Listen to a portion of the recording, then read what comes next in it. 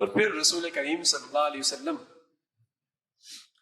جب نکاح پڑھاتے تو نکاح کے موقع پہ خاص طور پہ چند آیات کی تلاوت فرماتے ہیں، اور ان آیات کے اندر ایک بات کا تکرار بار بار ہوتا، اتقوا اللہ اتقوا اللہ اتقوا اللہ اتقوا اللہ، لوگوں اللہ سے ڈرنا، اللہ سے ڈرنا، اللہ سے ڈرنا۔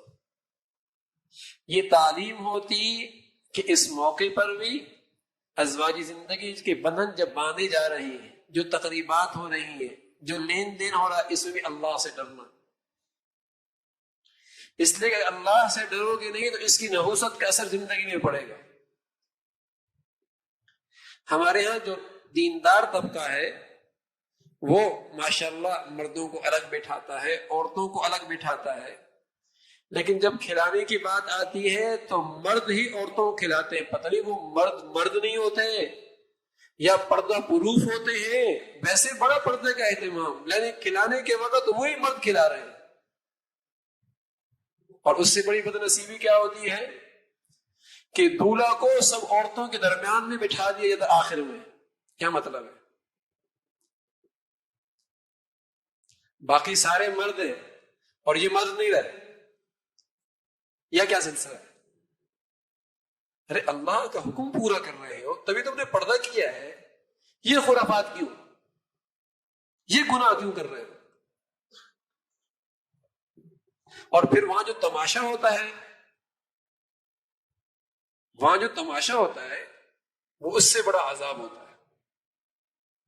میں عرض کر رہا ہوں میرے عزیزوں، یہ وہ گناہ ہیں جو ہم دینداروں میں جنہیں لوگ دیندار کہتے ہیں، جنہیں لوگ دیندار کہتے ہیں، بڑے نیک لوگ ہیں، بڑے اچھے لوگ ہیں، ان کی زندگیوں میں، ان کی خوشیوں میں یہ اتنے بڑے گناہ ہوتے ہیں، اتنے بڑے خرافات ہوتے ہیں، پھر جب اس کی نحوست پڑتی ہے سب سر پیٹتے ہیں کہ یہ ہو گیا، تو وہ نہیں تھا۔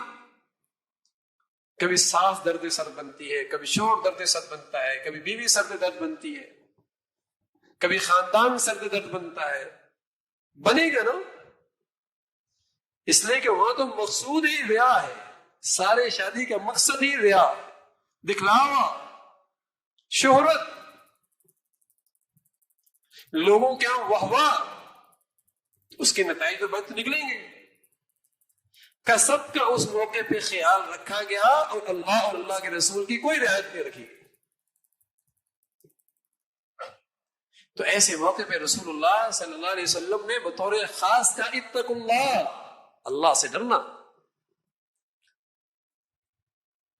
اللہ سے ڈرنا۔ آنے والے مجمع کو تعلیم ہوتی کہ ان بندھن سے پہلے بھی اللہ سے ڈرنا، بندھن جب باندھ رہے ہو، تقریبات ہو رہی ہو، تب بھی اللہ سے ڈرنا، اور اگلی زندگی اگر کامیاب چاہتے ہو تو اس کے اندر بھی اللہ سے ڈرنا۔ اسی کی برکت سے زندگی بنے گی۔ اگر اللہ کا ڈرنا نہیں ہوا، خاندان کے دونوں لوگ موجود ہوتے نا اس موقع پہ، دونوں خاندانوں کو بھی سمجھایا جا رہا ہے کہ اللہ سے ڈرنا، زبان کنٹرول رکھنا، اللہ سے ڈرنا، ہاں اپنے دل، اپنے کانوں کو ذرا پہرا دینا، اللہ سے ڈرنا، اپنے دل کے اندر منفی سوچے نہ آئے، اللہ سے ڈرنا، آنکھوں کو بحیا بنانا، اللہ سے ڈرنا۔ اس لیے کہ بس اب ادھر کی اٹھائی ادھر لگائی، ادھر کی اٹھائی ادھر لگائی، تو نتیجہ کیا نکلتا ہے؟ اللہ کا خوف نہیں، گھر ٹوٹ جاتے ہیں، گھر ٹوٹ جاتے ہیں۔